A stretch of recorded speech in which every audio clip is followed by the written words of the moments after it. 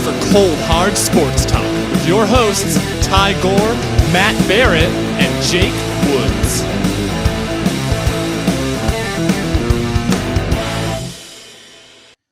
All right, everybody.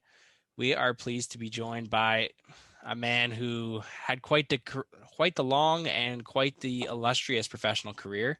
He played 4 years in the QMJHL, then spent around a decade bouncing around various minor pro leagues, played in the UHL, the ECHL, AHL, won a chip in the ECHL, an all-star in the ECHL, and played in France and before coming back home to Quebec to play in the LNAH. We are joined by Yannick Tifu. Yannick, how's it going, man? Good, yourself? Good. Nice to be on your show, guys. Really happy. Thanks for having me. Hopefully I can have a couple of good stories for you guys so people can laugh. Yeah, we appreciate you taking the time.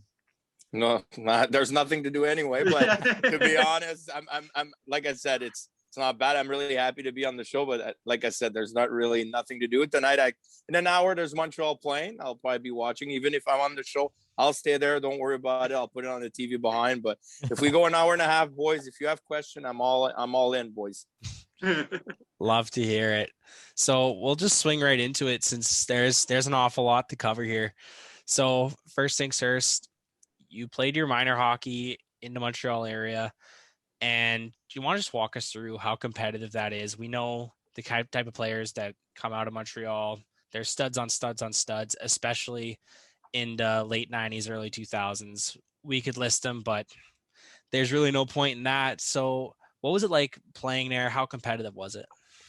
To be honest, like growing up, I always play. I don't know if it still worked that way. I think it doesn't work that way now. We have triple A's and double A, double B, minor. Back in the day, it was double A, double B, double C, A, B, C. And when I played back in the day, South Shore of Montreal, called Brossard, from where I'm born. I used to play always double B. I never played double A. Never wanted to play double A. I think I wanted to play for fun. I love hockey.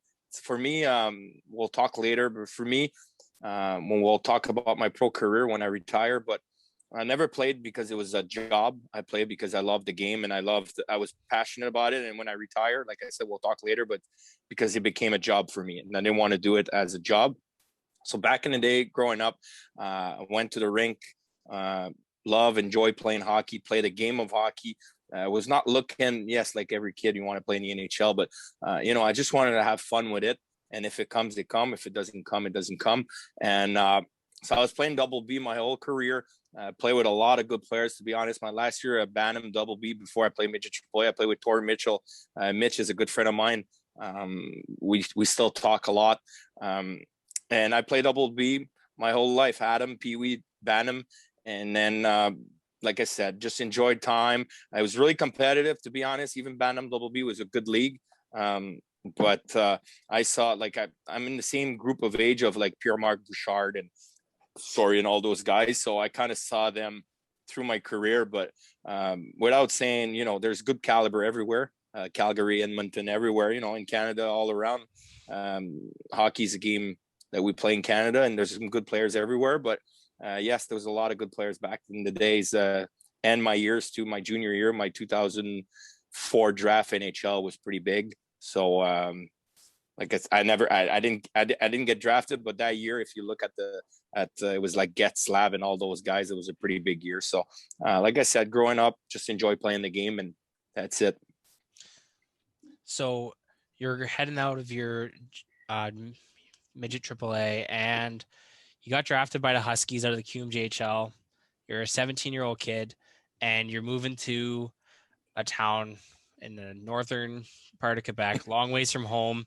Just want to talk about what that transition was like for you and how you adjusted to such a isolated environment. It's pretty hard, to be honest. Like, first time leaving home, 7 hours from home. Got lucky. My dad and my mom was already she retired from work, and my dad was pretty high up where he works, so he had the chance to come every weekend almost, and like he was a boss, so he had the chance to come. So I had that chance to have my parents once in a while on the weekend. It was good too at the same time because I didn't want to have them. I didn't want to play junior, to be honest. now that I look back at it, I didn't want to play like Shawinigan or Drummondville. Not saying it was not, the organization is really good. I'm just saying I wanted to go away and be on my own and try to be a man already at 17, 18, 19-year-old, not being home always and just close to mom and dad. So going away, to be honest, at the start was really hard. I remember my first camp, quick story. My dad and mom was there for the camp for the whole week. And after first exhibition game, I had a little bit of a struggle, to be honest. From midget to junior is a little bit hard for me. You'll see later, I'll talk about it, but I'm not the biggest guy to go to the gym.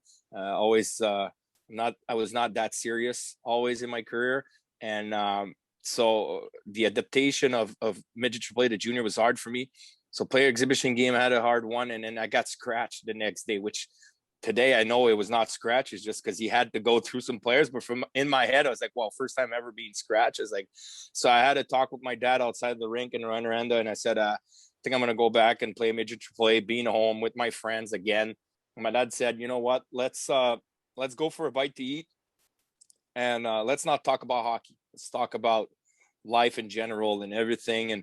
And after we make a decision, and then we had a good chat, and, you know, without talking about hockey, he said, you know, if you come back home, you got to have a plan. You got to do something. You're not just going to quit hockey. I'm fine with quitting hockey. If you don't want to play hockey, that's fine. I'm not going to force you, but you're going to have to work, go to school, and blah, blah, blah. And we talk about anything, girls, whatever.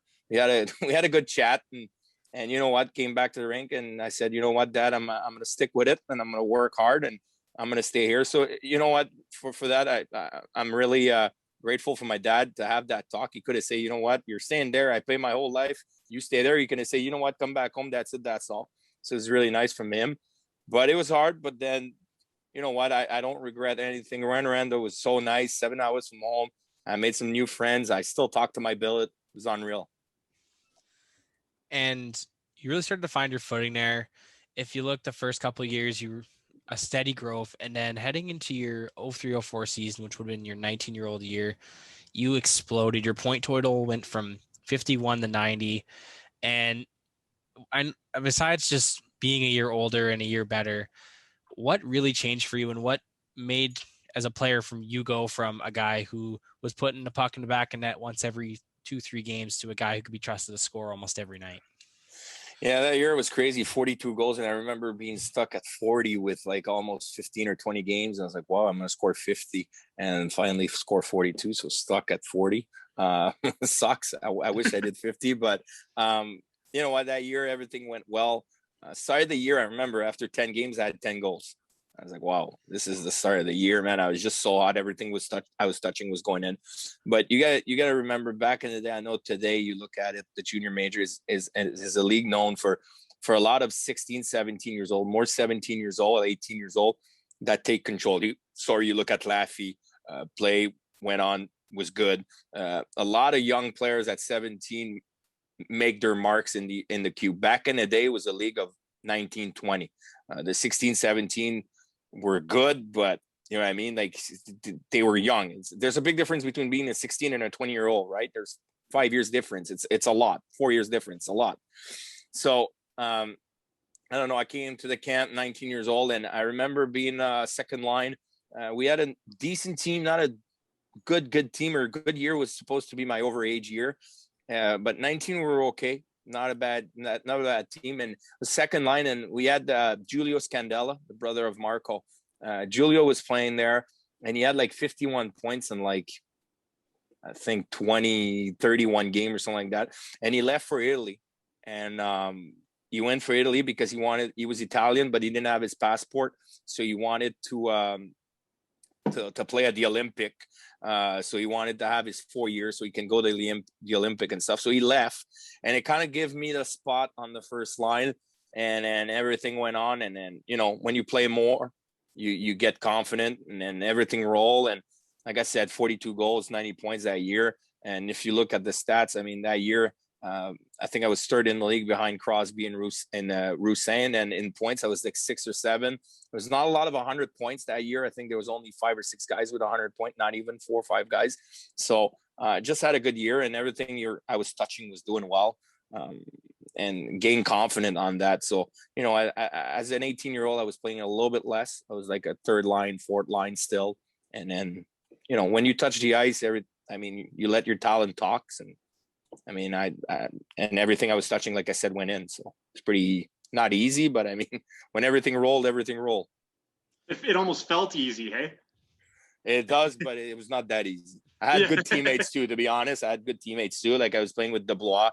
Like I said, I had Philippe Dupuis for a while too, played for Toronto and Colorado. Had Brent Aubin who played in the DL for a long time. So we had a decent team. So, like I said, and more I was playing, more I was getting points, more I was getting confident, and everything was going and following that way. And I want to hop into that really quickly. So your 04-05 year, it was the famous lockout year. And that was also the year where Crosby absolutely tore up the Q before he got drafted. So a lot was going on in that league. What was that like as a player? And what was that like as a 20-year-old now being a sought-after player, and especially starting to get some pro looks and stuff like that? To be honest, I didn't really think about it, to be honest. Like, yes, it was a lockout year, so a lot of scouts were around, but to be honest, in Rouyn-Noranda, we didn't have a lot of scouts so far away. To be honest, is when we go on the road, or Sid the Kid was in town. When Sid the Kid was in town, I can tell you the building was full. I think ESPN, the Australian news, was in town. I think everybody was in town for Sid. They came from everywhere in the world to see Sid. So I think like I said, we played 6 times Sid. So probably those times was a little bit more. We had more scouts and stuff, but that lockout year didn't really affect, to be honest. It's been so long. I'm 36 now. It's been 16 years of that, but it didn't really affect. We had some guys returning instead of playing pro, or maybe at overage, but even though you only have 3 overage a team, so didn't really affect that part. But I'll tell you a story quickly, because you talk about Sid the Kid, and Sid the Kid. I have 2 stories about Sid, actually, probably more than that, but I have 2 good ones. The first one is Sid. First time playing in the Q was in Rouyn-Noranda. His first junior game was in Rouyn-Noranda, and I remember I was 19 at that time, and I remember the morning before the night before the game, there was a big article in the newspaper, Montreal newspaper, about Sid coming in the league. They call him the little Mozart on skate. And I was like, okay, man, the kid is 16. And I remember, for me, coming in the league at 17, I remember Pierre-Marc Bouchard, who played for the Wilds, who was a 17-year-old too. And at 16 years old, he made 96 points. And his 17, he made 135. So, I was gauging myself. Pierre-Marc Bouchard is a really good player. I've known him since he was a kid, and he went 8 overall in the NHL. I was like, man, he's a stud, So I was like, whoa, Sid is 16. He's gonna come in the league. I can see him make 100 point, being a good player. But I was like, man, he's 16. So we all knew midget AAA. He had 201 points in 36 games. I was like, okay, yeah, he's coming in the league. He's probably good, but I can't wait to see him. So morning skate comes in. They come to the rink. Like I said, ESPN, TSN, RDS, they're all there. Everybody's there to see the Sid. So anyway, at night, we played at night, and we're up 3-1, and there's like 6 minutes or 7 minutes left to the game. And we're up 3-1. Sid's got no points. He's playing good. Obviously, but at the end of the night, I was like, yeah, I'm sitting on the bench with Dupes, and I was like, man, he's good, but he's still 16 years old. He's got to learn, and ends up losing the game 4-3. He's got 3 goals in the last 7 minutes. And the next night he's got 6 points in Val-d'Or, and history was made. He's got 100, first year, 135 and 167 the next year. Man, it's just, he was amazing. It was fun playing against. It was fun to watch him play, to be honest. Just watch him control the game. And I always say, like I said, I love Pierre-Marc Bouchard. I was a big fan of Mike Ribeiro too. He played in Rouyn-Noranda, and I love players that can control the game. Their hockey IQ is ahead of the game. They think ahead. And Sid, what I like the most is when he was out there, is not only controlled the game, but he controlled the pace of both teams. He just controlled everything that's going around. Every move is thinking ahead, and it's amazing. And to be, I'm really grateful to had the chance, because I mean, I knew I was probably at that time. I wish I played in the NHL, but I was like, maybe I never get a chance to play against him. But and the second story quickly is that my overage year, they went on to win the cup, and they won 44 in a row, I think. And anyway, we're sitting in Rimouski at one point, and we're waiting for them. And short story, they come to Rimouski, and we ends up winning the game 5-4 in overtime. And at the end of the night, I had a goal, 4 assists. In the newspaper, I have the article at home. It's pretty sick. It was saying Yannick Tifu 5, Sidney Crosby 2, because he only had a goal and an assist. But it was funny because at the end of the night, the 3-star of the game was Crosby, Pouliot, and Roussin. So still didn't even have a star at the end of the night, but that's fine. At least I have that in my resume. I always, without being arrogant or cocky, I think it's nice to have, once in your life, for 60 minutes, I had the chance to beat Sid, which it's nice for me. I mean, no kidding. That's always something you can hang your hat on right there. So the following year, I wonder if Sidney Crosby has that hanging in his house somewhere. No, I don't think so. Maybe. No, I don't think you remember that part of his life. No. I think. So your next year, you've finished your eligibility in the Q, and 2 things happened for you. Firstly, you were drafted into the LNIH in the 5th round. However, you decided to go play in the UHL, formerly known as the IHL, with Rockford. So you want to just break us down what happened there, why you chose to go to the States rather than staying home, what led you to that decision? To be honest, the LNAH at that time, I think I learned probably 2 or 3 years after I got drafted in that league. Back in the day, that league was more of a tough league a little bit. It was good hockey, but I was not at that point of my career. I wanted to play in the NHL. I wanted to play at EA. I wanted to try to make a career. The LNAH, we'll probably talk about later, because I play right now in which is a beautiful league. We have the chance to have a beautiful league in Quebec, which for the people that probably always think it's a goon league, we still have a couple fights. It's part of the game, but we have 2 or 3 fights a night. And last year we had like 10 or 12 guys that play in the NHL in that league. So it's a good league. Anyway, we'll talk about it later. But at that point in my career, I was like, you know what? I want to make it the pro. I want to play in the NHL. I want to play the EA. I'm going to make the sacrifice. And like I said, I didn't even know I got drafted. I knew 2 or 3 years after.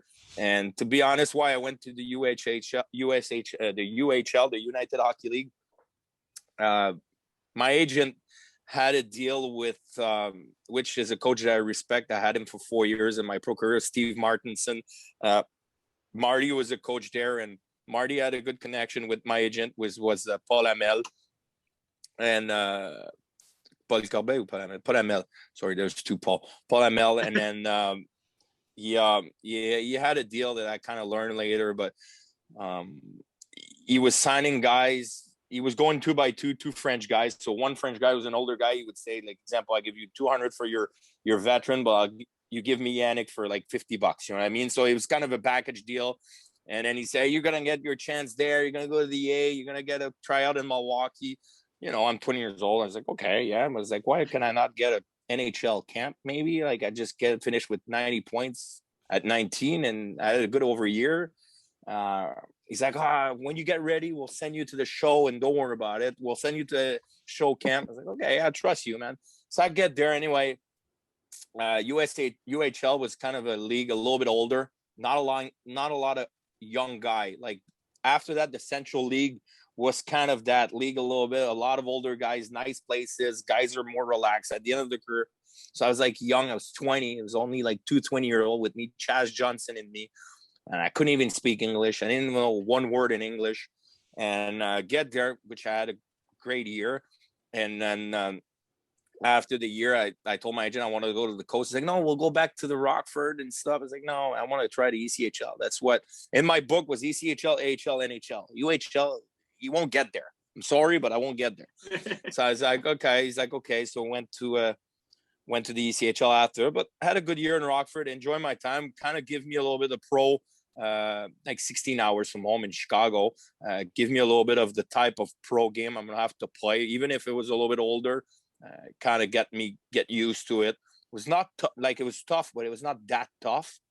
Like there was not goons everywhere and fighting, which my line, if you guys look at my elite prospect, my line mates, they were tough. I can tell you that year, my line mates were 320 years old. Robin, Big Snake. Yeah. The Robin, love Robin. Robin, Big Snake, Chaz, and me, 320 years old. And I think we finished with, at 72.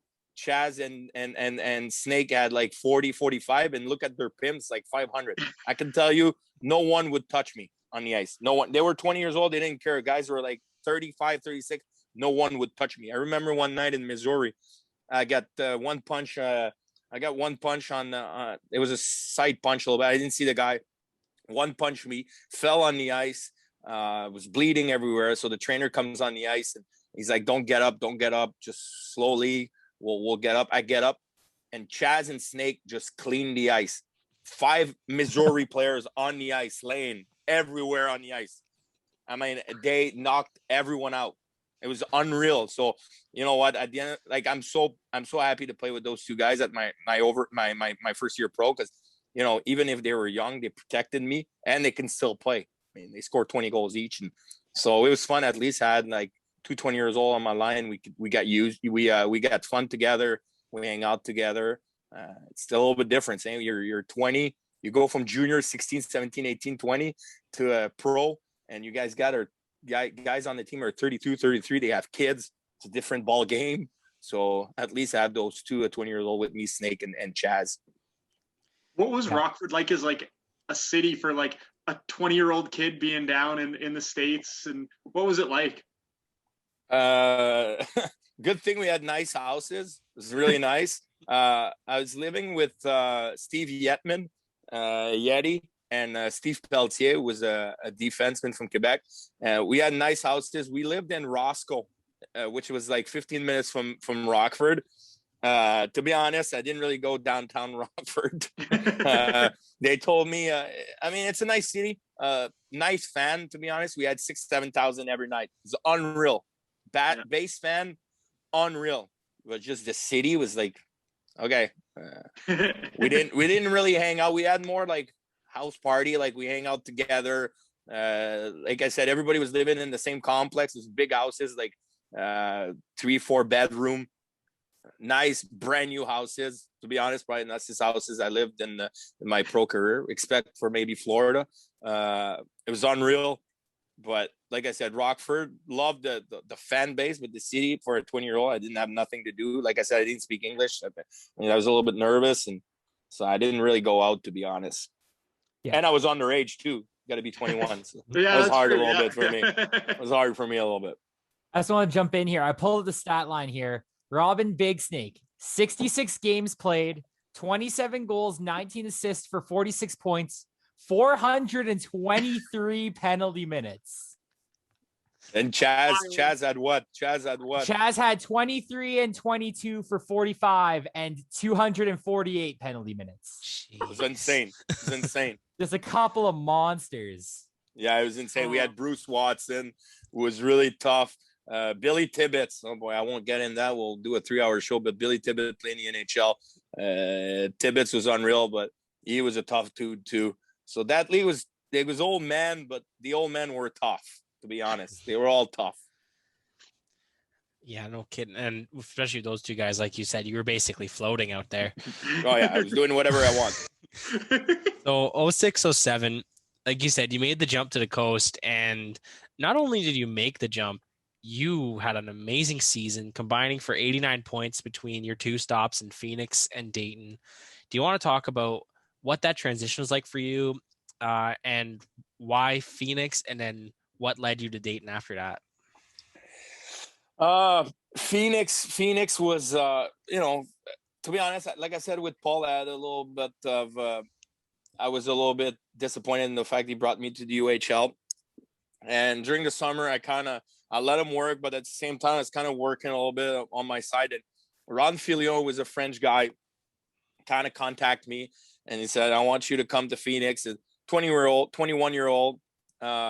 He was sending video of the apartment, the bus, and I was like, wow, Phoenix, Arizona. I was all excited, and I thought I was sick, and I was like, I want to go there. Paul was like, no, we're not gonna go there. Like, it's Phoenix. Like, yeah, I want to go there. It's like, okay, he's always right. So, okay, you want to go, you'll go, man. So ends up going there. Enjoyed my time. It was fun. A little bit. The league, like I said, was a little bit younger. You got to think some guys are draft pick from their farm team. So it's San Antonio and Phoenix. So we had some draft pick from Phoenix, a little bit younger, still some older guy, but not like 35, 36, like you're more 29, 30, 27. And enjoyed my time. It was really fun. And why Dayton? I didn't pick Dayton, to be honest. And I'll tell you how I got traded. It was the GM, not GM, but kind of like owner GM. I don't know. He was part of it was Claude Lemieux. Claude Lemieux was part of a little bit of the team, and French guy. I saw him 2-3 times and had a chat. It was fine. And Ron was a French guy, so we have a talk and start the year. I'm not sure 100%, but I think I played 10 games. I had like 10 points or something like that, or 12 points. I don't know, something like that. I had a decent amount of points. And we get on the bus to leave the apartment, and we're going to the airport because we're going to Utah. And I get on the bus, and Ron gets on the bus, and Church, Brad Church was the assistant coach for the ECHL a little bit. And Churchy gets on the bus, and Ron gets on the bus, which I still today I saw Ron one or twice, and still don't really want to talk to him. But he gets on the bus. I'm getting ready. We're getting ready to get the cards going, and Church, he goes, Tiff, I need to talk to you outside of the bus. Church wants to talk to me. I was like, okay. So I'm not too nervous. It's the assistant coach. Gets outside, and I walked outside, and my bag is outside the bus. And he goes, we traded you. We needed more toughness, and we traded you to Dayton, Ohio. So we're gonna leave, but just call the team. There's like a lady that takes care of everything. She's like, she's waiting for your call. They'll take care of your flight and everything. And Don McAdam, who's the GM coach over there, he's waiting for your call. He's like, thanks for everything, but like I said, it's pro, and it's business, and we got to do the move. I was like, okay, thanks. But like in my mind, I was like, man, are you serious? Why are you talking to me? Why it's not Ron? Like, are you serious? Like, we're two French guys. I signed with you. There was Alexandre Rouleau, a defense. He works for Chicago Blackhawks as a scout now, and play a little bit in the A. He's like, he played for Team Canada, the World Junior, and Rouleau was there. We're like two French guys with the coach. Like, man, you could have just talked to me. I'm fine. You want to trade me? Like, I mean, it's my first time being traded, but like, I mean, I'm not 10 years old. I know it's the business. I understand sometimes you got to make some move, but man, it's been 10 games and you're trading me. It's like, okay. So I walked in. I never talked to Ron after. I didn't even call him. I don't want to talk to him. I saw him once or twice back home here, and I say hi. I still hold a grudge a little bit, just of the not being traded, but just the fact that please talk to me. Like, be a man and come to me and say, we traded you. So I had a little bit of issue with that, but best thing that happened, get to Dayton. Love Dayton, to be honest. I always said I went to Reading, which Reading is my second home. But I said if Dayton was still in the league, because they folded, I think I would have made my whole career in Dayton. Love Dayton. Love the city. Love the fan. There's nothing I can say bad about Dayton. I had a good coach too, Don McAdam, but I had I forgot his name now. This is killing me, but he's a head scout he's one of the head scout, and he's an ACHL all time too. His name's gonna come back, but he's a head scout in Pittsburgh. He won 3 Stanley Cup with Pittsburgh, and he was so great with me. Learned me how to play the game, and not just about skills, but how to play gritty, finish your hit, not going through everybody, but you got to play a 200-foot game to play in the NHL, play in the A. And to be honest, he helped me, because if you look at my stats for a long time before I play a game in the AHL, it took me a while. And like, the stats were there, but I still didn't play a game. It's because I was not playing the right way. And yes, I have a lack of skating a little bit. But at the end of the day, I was like, man, how can I not get a sniff in the A? It's because in the A, they don't need you on the top 2 line. They need you as a 3rd and a 4th liner. And I wouldn't understand that. In my mind, I was like, I'm going to go to the A. I'm going to produce in the A too. Whoa. That's not how it works. You know what I mean? So he helped me a lot. It killed me. I'm not finding the name right now. I'll come back. But he helped me a lot. So Dayton was good for me. So the following year, Derek Clancy. Sorry, Derek Clancy. There it Derek is. Clancy. So yeah, sorry. Yeah, that's all good. That's all good. So the following year, you had a great year in Dayton, 57 points, 39 games. You made it to the All-Star game. And you also spent some time in the A playing in Rochester and Albany. Want to talk about what that year was like, and especially what was it like finally getting the call to the AHL? Unreal. Like finally my first call was in Albany. Get the call. Like I was waiting, like 57 points, 39 games. I was first scorer of the league at that point. I was having a good year, playing the right way. We didn't have a good team that year. We were kind of struggling. We were 2 French guy. It was Baudouin. He played in Ohio State, played in the A for a long time, Texas, and good player. And the year before, if I can come back quick, like going to the final, losing in the final, we had some good players. Scott Ford, a defenseman who played in Milwaukee, was assistant coach in the A. We had Paul Kelly. We had so much good player. Philip Dupuis, who came back for the playoff and helped us. Had a good run, lost in the game 6. So I was like, you know what? Next year I'm coming back. I'm going to go this summer, work hard. I'm ready to go. Probably one of the 2-3 years I work out in the gym in my career. But I was like, you know what? I'm going to go through. I want to make it. So get to the season in Dayton. My mind is focused 100% on Dayton, but want to get to the A. Until I get to the A, I'm going to focus on Dayton. And finally get the call one day. I'm at the apartment, get the call from Don McCadden. You're going to Albany. Flew to Albany. Coach got me at the airport. He's like it's rare. Like the coach of Mr. Rowe got me in the airport in Albany. And he's like, I want to make sure you're going to be okay. Tomorrow you're going to play with Dave Gove. Dave it passed away today, but Dave Gove was a really good teammates to me. And Aucoin, everybody knows Aucoin, playing the AHL for so long, probably one of the best all time. Keith Aucoin and Hershey won back-to-back. So I'm like, whoa, this is big. Like I'm not getting a 4th line role. I'm getting first line. Got a little bit nervous. My first 2-3 passes didn't last long on the first line. Ends up on the second line with Jacob Petrozalek and Jérôme Sanson. And, was feeling the puck, was playing good. Got 5 points in 9 games or something like that. And was playing really, really good. And one day he just called me in the office and he said, listen, we really like you, but we got some Carolina kids coming back. We got no room, but go to the hotel, get your stuff ready. But Rochester is going to call you. Rochester wants you, so you're not going to go back to Dayton. The moment we release you, I think they're going to pick you up. That's what we heard. I was like, okay, thank you, thanks for everything, And to be honest, my whole career after in the A, you look the year after I signed a one-way in Albany. I played a couple more games in Albany, so I kind of left a good mark in Albany. But went to Rochester, and I think I made one of my, I would say, biggest mistake I would have made is I had a good role in Rochester. They really liked me. I was a 3rd line role guy. They had some good, decent player. Clark MacArthur was there. David Bryan. They had Mencari. Granny Graggs was playing as a forward at that time, which he was a D. But they had a good team, and they kind of put me, Randy Carnewart, who I love Randy. He was really nice with me.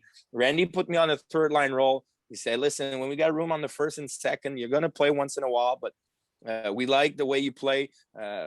Just play your game on the 3rd line. Be responsible, 200 foot, and everything's going to be fine. So played 15 games, had 3 points, but was playing the way I should have played in the A because I knew I was never going to make it top 2 line, even though if I had points.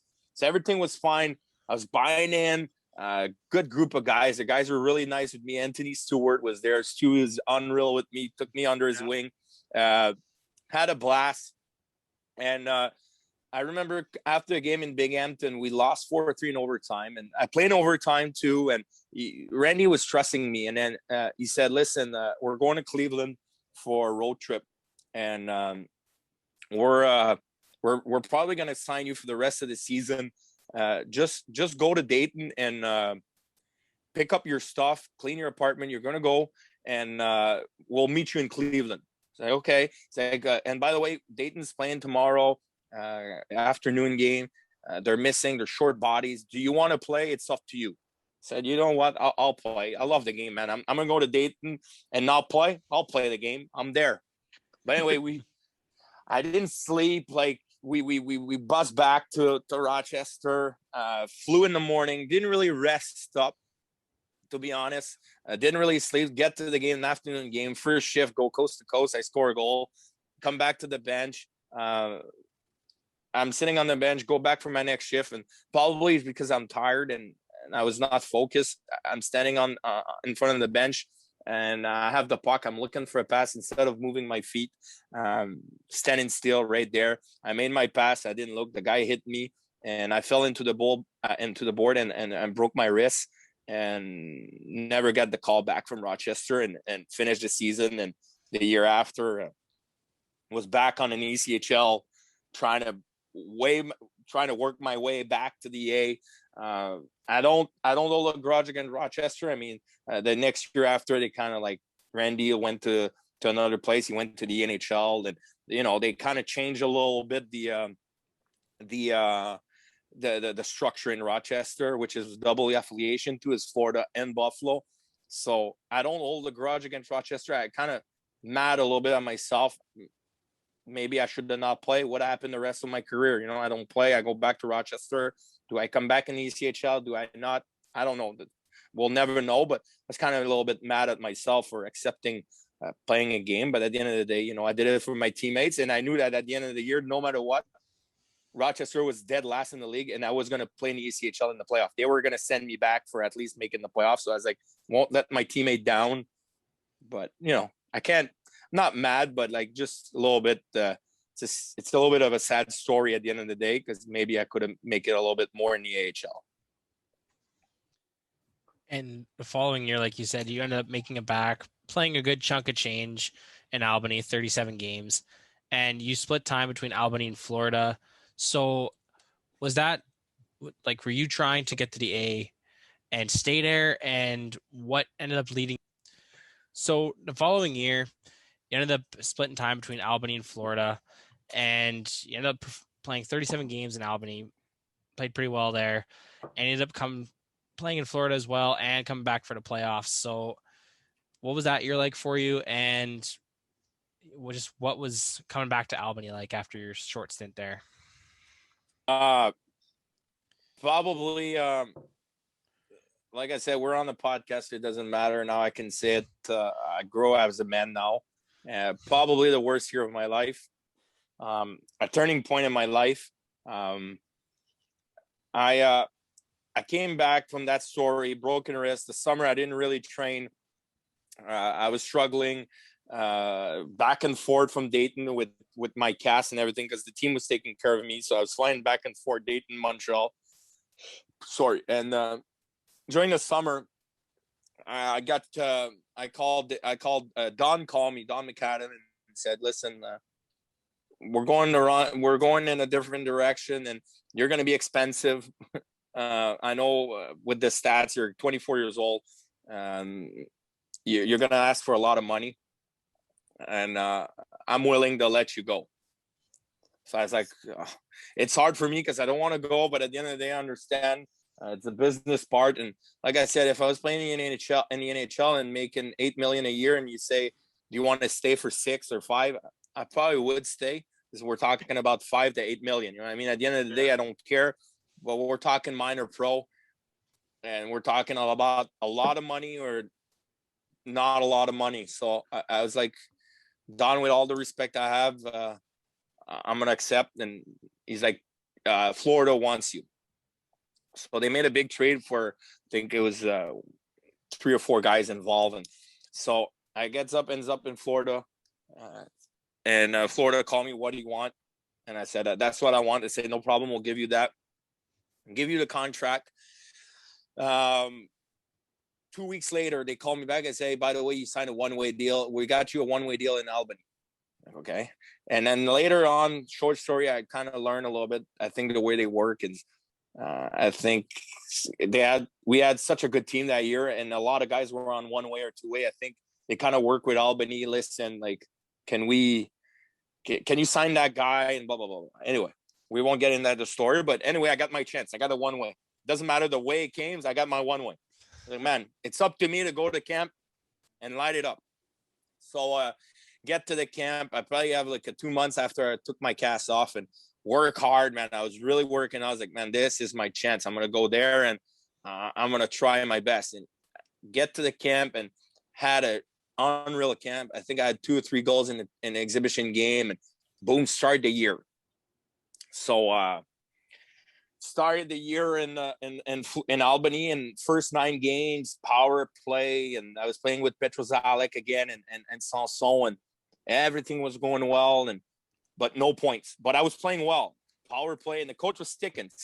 And after 9 games, like, listen, Tiff, we're gonna send you to the coast, trying to get your groove back, your momentum back a little bit, get some points, try to fill the puck, So went down there, work hard, didn't go on vacation, to be honest. It was easy to go on vacation in Florida. So went there, work hard, and I think I ended up having like something like 7 games, 14 or 13 points, like good chunk of points. So boom, get the call back up. Come back there. My first 6 games, 6 points.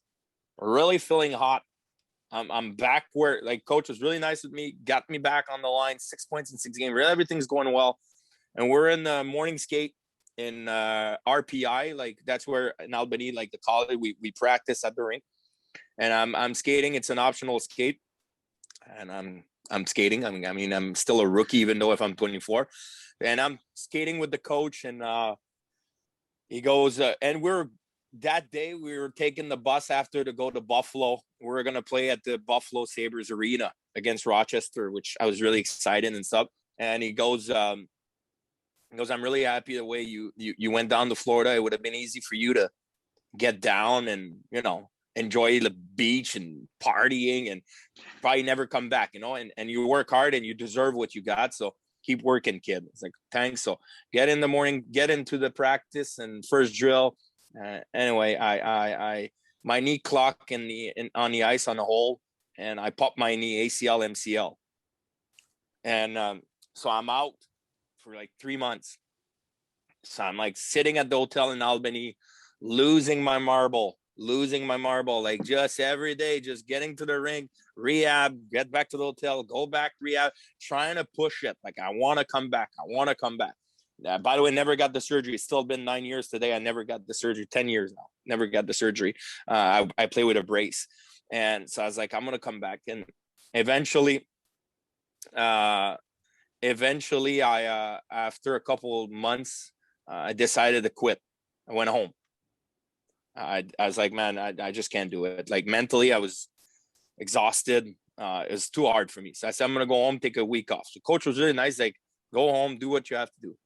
So a week went on, and probably partying at home. And, I was just not thinking about going back. I was just thinking about making myself better, and which was not the right way. And I party. I get a phone call, and he say, are you ready to come back? Or because if not, we're going to cut your salary. Like, okay, I'll be back. So I come back. I go past the physical, which I'm still hurt, but I was like, man, I'm coming back. I got to play. So I pass the physical. They let me play. I play 1 game, 0 shift. After the game, it's like, we're going to go back to the coast and try to get back in shape and come back. So get back down there for 5 or 6 games, produce, everything's fine. I'm back up. And the day that I came back up, we're playing in Lowell. And I flew in the morning. I went straight to the rink. I didn't go to the hotel, nothing. Flew to the rink. I was sleeping in the lounge a little bit before the guys get to the rink to leave for Lowell.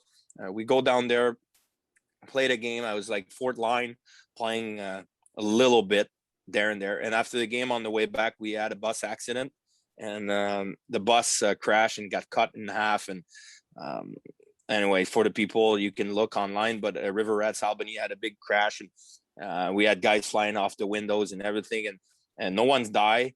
But I kind of popped my back on that one.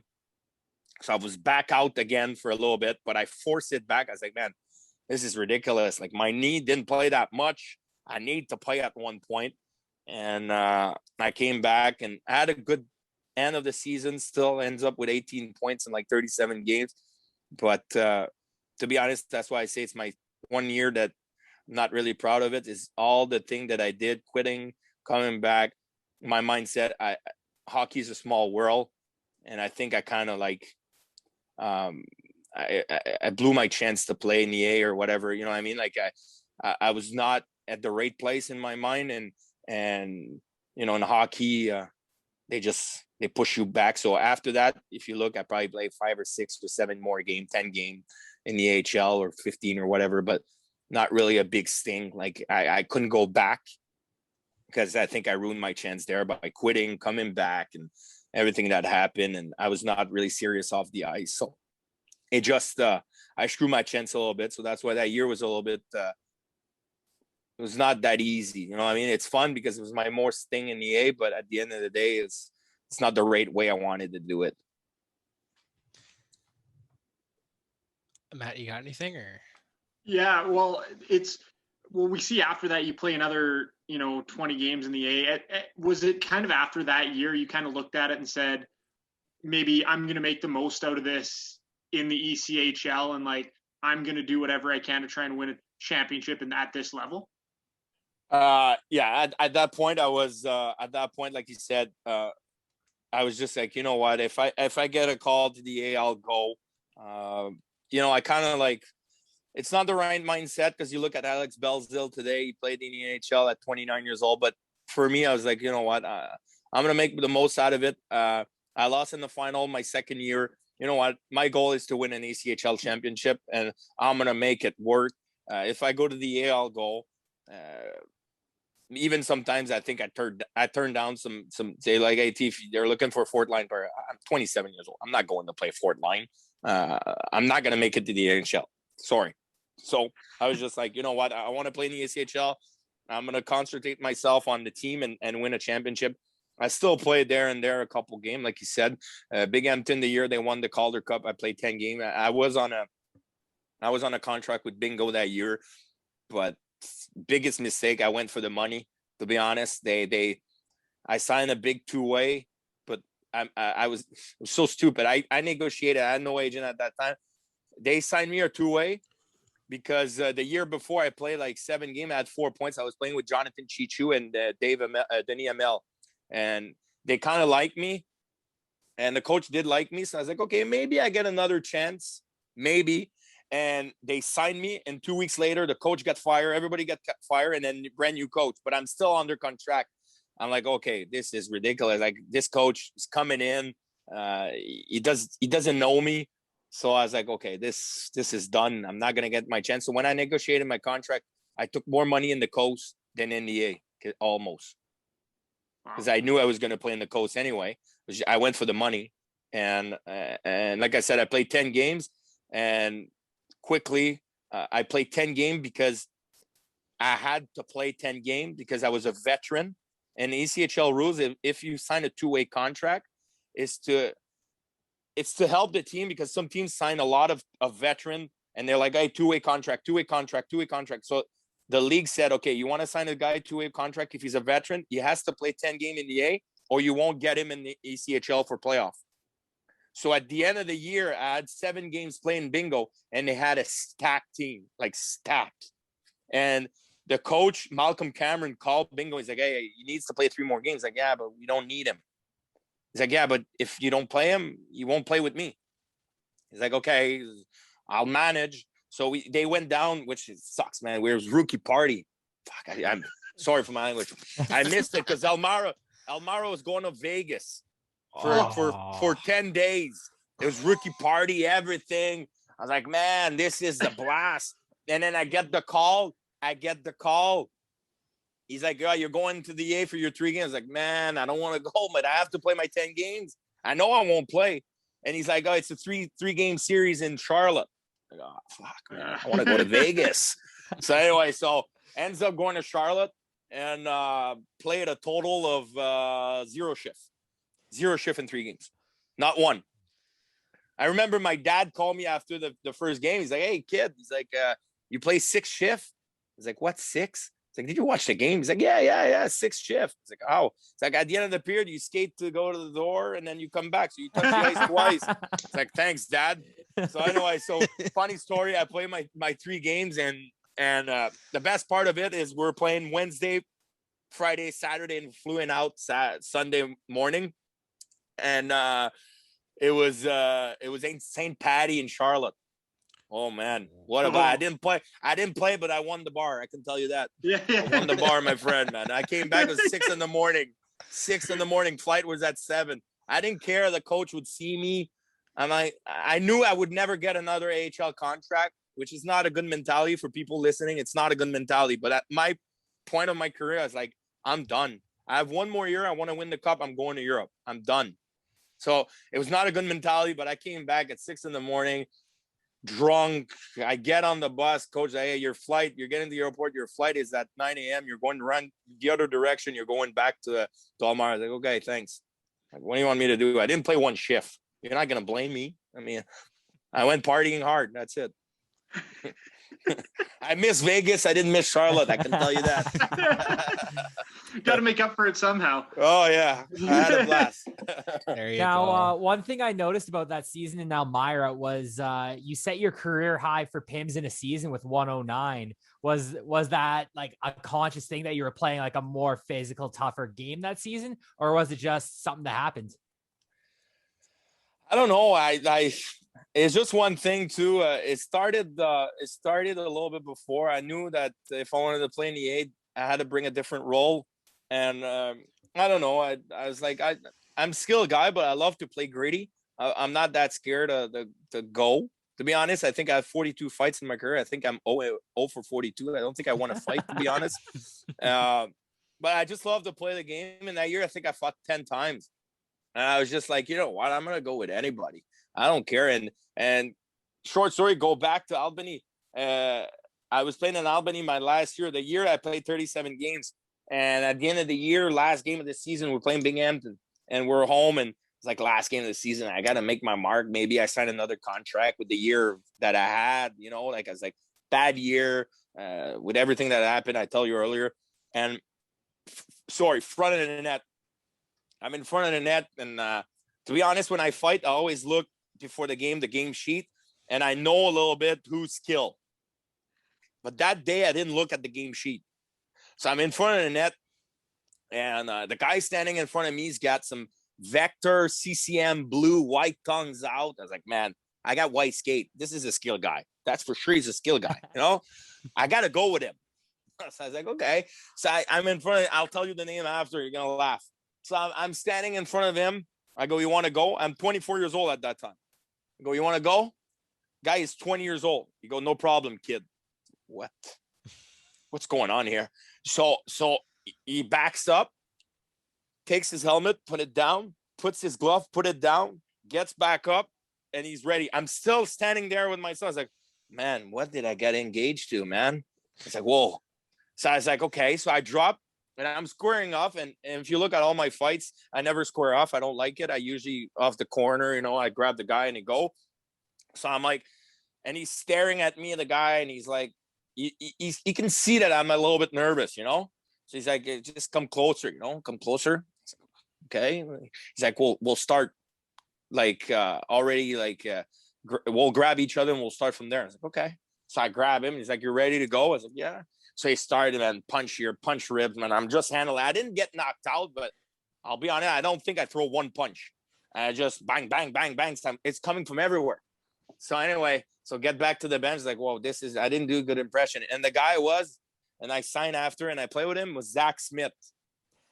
Good idea to fight Zach Smith. Like what I was thinking. After the game, Nick Blanchard, Nicolas Blanchard, who played in the NHL a little bit, 6 or 10 game. Blanche was like, Tiff, did you know who he was? It's like, no. He's like, did you not read the game sheet? He's like, no. He's like, I fought him at the start of the year, man. He's tough. And Blanche was kind of a tough role guy. Like he can play 200 foot and play the third line role guy, but good defensive, offensive. But he's like, man, what are you thinking? I was like, I don't know, man. I saw white tongues and blue skates. I thought he was a skilled guy, Blanche, man. I was like, anyway, so that was not a good one for me. But then when I get back to what do you ask? I don't know. I was in Elmar. I wanted I was taking care of the team because there was guys there for that, Chaz Johnson. But I was like, I was I was proud to be an Elmira Jackal, and I wanted to show the guys that I'm on board with them, and not just by producing, but by doing extra stuff that can help the team to win. And once in a while, throwing the glove, and I didn't mind it. I was not scared about it, and I don't know. It followed me in the NAH. I'll do it probably once or twice a year. A little difference today because you work the Monday, so it's not that fun. I work with kids like hockey school and stuff, so I don't want to show up with a big black eye or whatever. So I'm kind of a little bit nervous about that. But pro, I didn't mind it. I would do it once in a while. And one more thing I want to ask about your time in Elmira. You got to play with the Nonani brothers, Tyler and Justin. And for those who don't know, guys knew how to put pucks in net, both 100-plus point scorers in the OHL. And the year that Jan got to play with them, both 100-plus point scorers, what were those guys like on the ice? And how easy did they make it look? Unreal. Probably, I would skill-wise, probably the best player I play with. Just insane. And the way they showed to the rink and a little bit the mentality I was saying at the start of the show is I go to the rink and I enjoy playing hockey. It's not a job, and it was the same thing for them. They were gifted offensively, but it's just coming to the rink, always smiling, always joking around, always everything looks fun for them to come to the rink. And I remember we're practicing, and I think it was Tyler. Yeah, it was Tyler. And I would say Tyler was more of the skill guy. Justin had skill, but Justin was, he had a little bit more grip, a little bit more grit in his game. He was good defensively too, can play with PK, had more grit. Tyler was more the natural guy, saucer across on one leg. But both, I mean, they finished back-to-back year first scorer. Tyler did it. Justin did it the year after. They were insane, but I remember one practice. We're doing a drill, whatever. It was a 5-on-5 continuous drill, D zone. And it was always a game with Marty. We played that each line would go against the D, and the line that scored the more goal would win. And it was the kind of a fun drill we do always at the end of the practice. And one time Ty was playing the 3-on-3 and his stick broke and shattered in half. So he's got like a mini stick, like that much. He grabs it and kept playing, did a toe drag, backhand saucers to their brother. They score. And man, we're all standing there looking at them, and they're making, because it was the, Marty always say, last one, like last minute of the play or whatever. So they had to score to win, and they score, but Ty score with a mini stick. It was so funny. And both are just on the ice, going everywhere, celebrating, making a celly, underbelly everywhere. And it's just, that's what I'm saying. It's just, you know what, at the end of the day, that's what you need, is they're having fun, and it's contagious. And you look at those kids and you're like, man, I want to play with those guys because they're fun to be around. And it's just, I have so many stories about Ty and Joss, but that's one that comes back to me, is that mini stick one. He just didn't stop playing. He grabbed this mini stick. I swear to God, I think it was that much of the shaft and like the blade. It's like on the ice, like saucer. It's so funny, man. I swear to God, you had to be there, but I love my time with those two guys. That's unreal. Before we move on, you guys got any questions at all, or? Not here. Oh, yeah, not here. All right, let's keep rolling. I want to jump ahead to 11-12. you split your season between Chicago and the city you previously mentioned as your second home in Reading. What was that season like, and how quickly did you find your footing in Reading, a franchise who immediately named you captain the first season you were there? Like I said, Marty and me, Marty was the coach in Chicago, so I was in Elmira with him, and then went on a little bit on my own. I had Marty my first year in Rockford. I had him in Elmira, and for 2 years, and then went a little bit on my own with Albany and Florida and stuff. And when I decided to come back in the ECHL, not having a contract, Marty called me. He's like, "You want to come back?" And Marty is really loyal to his old guys. Like you see, always sign Tyler, the Chaz Johnson, always the guys that he had before. He's really loyal to that point that he wants to bring back his guys that he had for a little bit like Chicago. Remember when they won Stanley Cup, they brought back Chris Versteeg. You know, Marty's a little bit like that. He wants to bring and keep close his player that he had in the past. So he called me. He's like, "You want to come?" And went there. And I think at that point of my career, my mindset was a little bit different. I don't know. I was maybe disappointed in DA my year, not making it. I went a little bit to Chicago and maybe a little bit different mindset. I don't know how to explain it. And Marty and me didn't see eye to eye on some stuff, which today we have most respect. The day that Reading inducted me to the Hall of Fame and retired my jersey, he called me that morning, and Marty and me had a good relationship. Just at that point, we didn't see eye to eye. So he made a move for Chad Payne-Shaw, who was a really, really, really good player in the ACHL too, pull up some points, and made a trade to Reading. And for me, Reading was a little bit scary because playing in Elmira, which Elmira and Reading is the biggest rivalry you can have in the ECHL, I think in the North at least. I don't know for Utah division and stuff, but for us, Elmira and Reading was big. So for me, being on the other side for so long and being boo, and I'm the kind of player that I think you hate to play against, but you like to have, because I'm in your face. I yap, I chirp everybody. I love that kind of game. If you leave me quiet during a game, I'm not good. If you get in my head, that's where I became good, because I love to chirp. I love to be involved in the game. So I was like, well, this is nervous, and get there, and which immediately first practice, guys were unreal with me.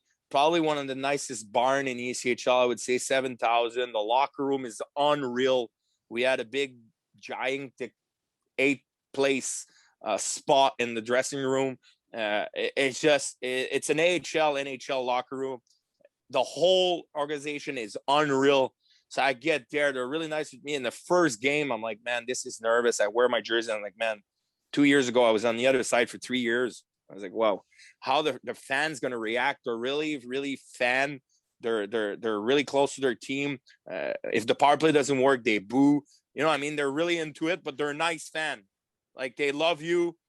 You lose or you win, they love you. But they'll let you know. And starting lineup, Larry Corville, which good friend of mine. I love Larry. He's like, "You're starting lineup, Tiff, you're on." I was like, "Oh boy, presentation." I was like, "Man, they present one by one and name my name." I was like, "Well, how I'm gonna get the welcome, you know?" And just the whole crowd cheer, and from there the relationship just went on. And I did a lot off ice too with young kids, and I did a lot. I try to get involved in the community and love the city of Reading. This year we had because of the COVID, we didn't have the chance, but they were making a alumni game. The Flyers, Lindros and Scott Hartnell and everything was going to be there. They were going to make a alumni game. And since my jersey got retired, I said to myself, I'm going to go once a year, try to see the fans and everything. I didn't have the chance because COVID came in, but next year I guarantee I'll be there for home opener. I'm going to try to go once or twice a year, but just for me, Reading is like home, and winning a championship too was everything. And the whole parade, and for an ECHL parade, I swear to God, boys, I mean, it was insane. It was a mile and a half, and the streets were full, and it's just a blast for a week and a half, more than that, because I party for like almost we won't go there. But I took a plane back anyway. I partied for almost 2 months, but it's just Reading for me is home, and I hope they win another championship. And I talked to a lot of people down there. I still talk to Larry. Kurt McDonald, who's the coach, I talk once in a while with him. So for me, going to Reading was nervous, but at the end of the day, I wouldn't go anywhere else in my life. Now, I know you said you don't really want to go there, so I won't push too hard. However, in the past, we've had a lot of good trophy stories. We know, thanks to Oilers play-by-play announcer Cam Moon, that the Ed Chinoff trophy, the trophy for the WHL, it floats. And we know one of our former guests, Jeremy Barnes, broke the AHL trophy and had to hire a local blacksmith, I think you'd call him, to fix it. So you won the Kelly Cup. You've been chasing this for years. Do you got any stories you want to share on the podcast about what you did to that I don't trophy? mind. I don't mind. Like I'll be honest. I'll be honest. One thing, the trophy, to be honest, I think, because a friend of mine wanted, Alex Belzil wanted in Alaska after, and he said they didn't have the day with the cup, which we had. Reading, we had a day with the cup, so the cup came back home in Brassard. Each guy had it for a day. We had to replace the whole cup. It was destroyed. We destroy it. This one float too. We had it float in the pool of the general manager from one of the party.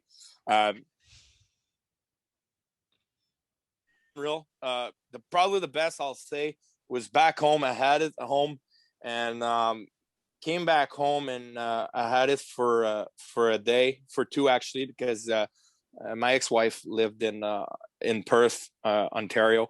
So I had it there for one day, which that was the party more quiet with the family, and I was enjoying. But the party at home, my hometown, got there at 10 a.m. Got there at 10 a.m. Took a couple pictures with my mom in the Brassard newspaper, like the local newspaper. Eat my cereal in it. Really quiet, to start. You got to start quiet, eh?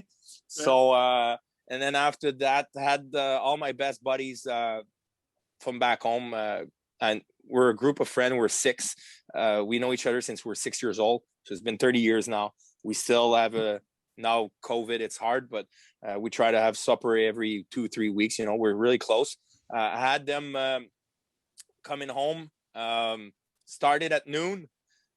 One of my buddy too owns a bar. He doesn't now, but he owns a bar back home. So he had a lot of beers, and then he brought a couple bottles of champagne and a big bottle of Magnum of vodka. So we party back in the backyard with. I had a spa, so we did a barbecue and everything. After that, I have a little strip club next to my house. It's really I've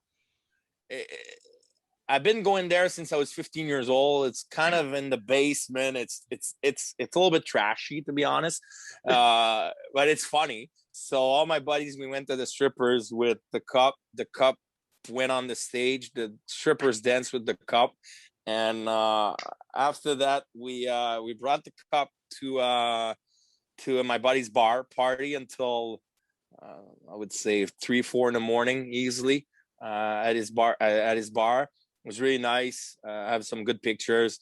Some people knew what the cup was, to be honest. Like ECHL, AHL, it's still the third league in North America. That's one of the best, the third best league in North America. Some people knew what the cup, so took a couple pictures, really nice. And after that, took a cab and ends up a little poutine place next door, and ends up being in the back making my own poutine in the cup. The guys let me do my poutine, so did my poutine. Gigantic poutine, was so good, and put it in the cup, had my poutine in it, and went back home. So that's pretty much it. I would say the strippers one had some other story that I can't tell, but that one with the strippers probably one of the best. Like, I mean, it was fun. The strippers were dancing with it, and we put some. We did wash it after. Don't worry about it. Okay. Yeah. So. So we've kept you for over an hour here, so I don't want to hold you too much longer. However, I do have one question left. And Oh, you have questions, boys? Don't worry, I have another beer if you want to talk. There we go. There we go. Perfect. I have to keep going, turn this into a part 1 and part 2. Yeah, if you don't mind, I'll do that too. It doesn't matter for me. I'm 13 years pro. I have some good stories. Some story I can't tell, but I have some good stories. So Yeah. you guys, when you guys are done, I'm done. I won't tell you them when I'm done. So the one I gotta ask for the fans, because a lot of our audience is based in Western Canada or in the States, so their knowledge of the LNAH is not very much at all. And the only reputation we've heard on this podcast is it's the Quebec Fighting League. And you look at some of the stat sheets, this league fights more than any other pro league in North America that I know of. But for outsiders looking in, what can you say about that league? What makes it special, and what drew you to go play back home? And you've stayed there for 4 years now.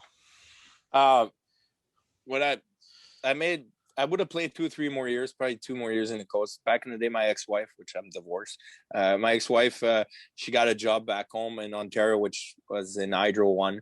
And she said it's time to go. So I decided, I was like, you know what, she made sacrifice, I'll make sacrifice. I was willing to play maybe 1 or 2 more years, but the game was getting so fast that I'm not a good fast skater. I'm more smart, but the game was getting faster and younger. So I was like, maybe it's time to go before you scrap your career. You know, I had a good cup. I went to Europe. I won my cup. Towards the end of my career, I was more of a role guy. You look at my last season, and every 2 games I was sitting, I was behind the bench, assistant coach, you know, so I was like, maybe it's time to go, you know? So, get the phone call from the Quebec League, and, I kind of knew a little bit. Now I was older, and to answer your question, the league is not, people think it's tough because they have the image of back in the day when the first period would take 3 hours and benching clear. They had warm up, clear, brawl.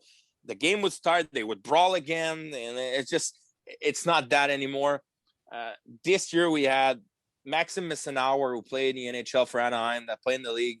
We had Alex Giroux, who played in Hershey, who scored 2 seasons of 60 goals, playing in the NHL. We have Pascal Pelletier, who played in Boston, playing in the NHL. We have so many guys that can go on and on and on. We had 8 or 10 guys that play in the NHL. And the league, to be honest, is for people who doesn't know it. We do have fight. It's part of a little bit of the image of the league. People come to the rink, like in St. George, Quebec, where I play. We have 1,700 people every night, which is not that bad. Let's be honest. It's pretty decent. In the playoff 2 years ago, we had almost 2,500. What's nice about this league is you have the chance to come back home. You can go back to school, you can study, you can work. You only play Friday, Saturday. You don't practice. You never practice. Because I live in Montreal. St. George is 3 hours away. I won't go practice. So I practice on my own here. I'm on the ice. I play beer league. I try to keep myself in shape, right? So to be honest, coming back home and making $300, $400, $500, $200 a game to play the game you love, and doing something else like working or going to school. I have 3 guys on St. George. They're 23 years old, and they're going to school right now at university, and they play. And now one just got his master. He's going to be he's selling house and stuff. So I mean, he made his way through. And it's not true that it's only fight. Like last year, we had an average of 2 fights a game, which is, it's the same 2 guys who's going to fight once in a while. It gives the show, but it's good caliber. And to be honest, for us, it's like our NHL, man. You're being paid $300 a game, and you're coming there and guys block shot with their teeth, with their face, and they work on Monday, but they still love the game and they play the game. And we have the chance, to be honest, in Quebec to have a beautiful league that give us the chance to play. And I mean, like the transition of playing pro and come back home, to be honest, boys, and I'm sure ask any guys you have on your podcast when they retire, ask them the transition of between pro and the normal life, which for us, this is the normal life. They're all going to say the same thing. It's really hard if you have nothing. And what you miss the most about the game is not playing the game. It's the boys being in the room, chatting with the boys, having a beer after, being around boys. That's what you miss the most. And having the chance to come back home and we're telling me you're going to play hockey still and you get paid and I can do something else during the week, work 30, 40 hours a week and go play, man, why not doing it? So for people listening, the people that'll be listening to the podcast don't have the idea of the North American League being a tough league. It is tough, but it's not a goon league. It's far away from being that. We had games that had no fight. I mean, again, it's high tempo. And I always say, give us all-star team in the North American Hockey League. We'll do an all-star team. We'll practice during a month, full day by day, like ECHL team, AHL team. I'm telling you, we're beating an ECHL team. I'm telling you. Wow. We're talking about an all-star team like Alex Giroux, Yeah. Messenauer, Pascal Pelletier, Cedric Desjardins, who played in the NHL. Give us a month of practicing 7 days a week, like an ECHL team do. I'm telling you, we beat an ECHL team. I'm 100%. I'm not even joking. Like, I mean, caliber is really good in our league. Really good. Maybe this is something we need to set up. Maybe this can be exactly. a cold hard sports Get the talk charity thing, game you know? going. But we'll see because you'll see because we have a team now in ECHL in Trois-Rivières, the new team in Trois-Rivières, which is an hour from home. And I won't be surprised once in a while they'll call up some guys from our league, some young guys like 23, 24 on a weekend. They're missing a guy, and you get called up. Guys going to the A, some injury, and usually ECHL, where do they take their guy? Is the SPHL, the FHL. So in Trois-Rivières, they won't go to the SPHL or FHL. It's pretty far. I wouldn't be surprised they'll come to our league and have a guy once or twice. I wouldn't say the guy is going to go there and make the difference. That's not what I'm saying, because the guy still work during the week. He can't go and practice. He'll play just the weekend. But I'm saying I'm pretty sure they'll be taking some guys in our league at least once or twice just to fill some jerseys. And you never know, the guy can produce for one game because the guys play in the A, play in the coast, play pro, play in the NHL. So it makes sense too, like to, get someone who you can actually see too, instead of like trying to pull a name from Huntsville, Alabama to get him to come out here. Right. I'm not, by the way, I'm not trying to say that the SPHL and FHL is not a good league. It's a good league. I'm just saying for Trois-Rivières, who was in Quebec, asking for a guy in the States who's an American to get to the man, it's complicated. It's a logistics. It's already complicated when you play in the coast. And you're playing 3-3 in Toledo, Wheeling, and Kalamazoo, and you got two guys called up and an injury. You're not going to go to Huntsville SPHL on a Sunday afternoon in Toledo. You won't have the chance. So what are you going to do? You're going to play with 6 forward. You know what I mean? Like it's hard to call up guys on a day of. And for Trois-Rivières having a Quebec league close, which is guy that play pro, why not come and pick once or twice once in a while?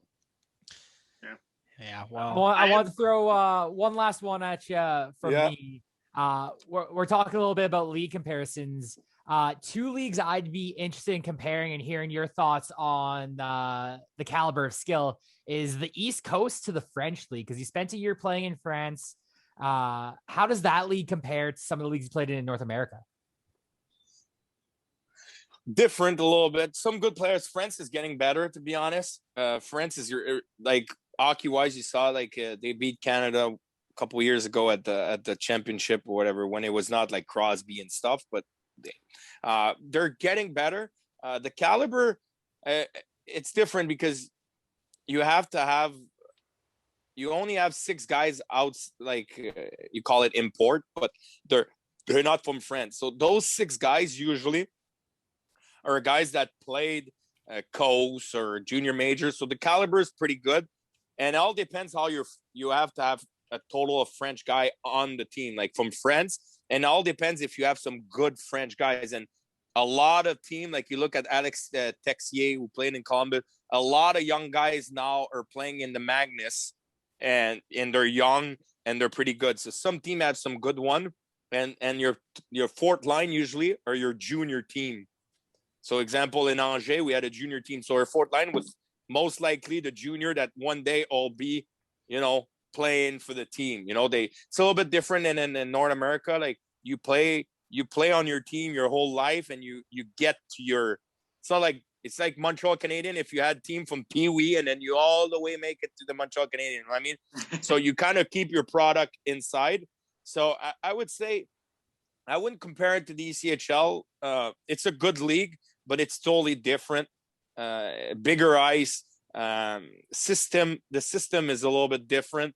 Everything happened fast. I remember Angers was different because we had a small rink. We had a typical normal North American rink. So coming to play in our building, we had a lot of our import. Some of our import would like Guillaume Lefebvre, who played in the NHL, who was a kind of a tough guy who can hit. So we had a lot of guys that can hit. So for us, playing in our own barn was different. We didn't play the same that we played in like Épinal, who was like a lake, playing on a lake. It was huge. So it's two different things. So you play different, but caliber-wise, I wouldn't compare it to the ECHL, but it's a good caliber. Wow. Yeah, that was I just had one kind of touch on that. Obviously, like in the French league, how just did it feel kind of like a little bit of almost like a touch of home for you being able to go to France and play there for a bit? Yeah, it was one thing too. At that point, like I was at the end of my career. It sucks because I think it's the third time I'm going to say that, but I went for the cash. I was 28 years old at that time. I wanted to. It was time to collect the money, but I went for the right mind. Like I mean, I had a good season. I finished third in the league in points. Like I was committed to win still, but I went for the cash. But at the same time, France for me was a little bit easy, like you said, because it's the same language. The culture was not too different, which I'm used to it. My mom is Romanian, so like I'm used to go to Europe. I'm not like I'm born and raised in Montreal, but my parents are Romanian. So for me, was going to Europe. I was not nervous to go to Germany. I was not going. I wouldn't be nervous, but for my ex-wife and stuff, saying we're gonna go into places that they speak French. The food kind of look alike, like you're not. It's tartar, and what I mean. You look at the same kind of thing. So for me, was more easy for the adaptation going to France. And I did it too for my ex wife, but at the same time, France was the kind of place I wanted to go. France, it's sad to say, but back in the day and still today, it's the kind of league that you go towards your end of your career, because even though you burn the league for 10 years, it's not like you're going to go to Norway or DEL or KHL. You know what I mean? It's the kind of league that it's a good league, but you won't. Example, you go to Sweden, you get a good year, you can go to the KHL. You go to DL, you get a good year, you go to Sweden, you go. You know what I mean? From France, I see guys being in France, they score 40 goals a year in France in 26 games. They won't go nowhere. You know what I mean? They're going to stick there. So for me at 28 years old, I was like, you know what? I'm not looking to go after that to the DL or the KHL or Sweden or Swiss or whatever. I wanted to go there. I travel a lot. Had the chance to go to Amsterdam, Rome, Venice, Spain. I was more like, it was more of a vacation, but at the same time, I did my job too. I was working, but I wanted to enjoy more of my time towards the end of my career.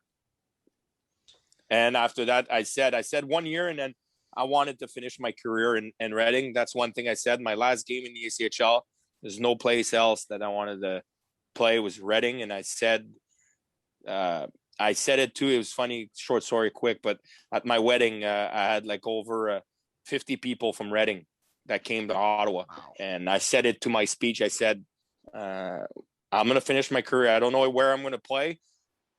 After that, I don't know after the wedding where I'm going to play. I might sign somewhere else, but my last game will be in Reading, and which that's what I did. And funny story, I'm going to finish with that. But my last game in Reading, we lost Game 7 against Wheeling, which I think we should have won. I think we should have won the cup that year. We were first in the East, but Wheeling was a good team. But my last game in ECHL, we tied a game, Game 7 with 10 seconds left, and I tied the game to make it 4-4. And we lost in overtime, but I think one of the one guys that you guys had on the show was the guy who scored the goal was Army. I think you guys had Army. Did you not have one guy that played in Wheeling on the show?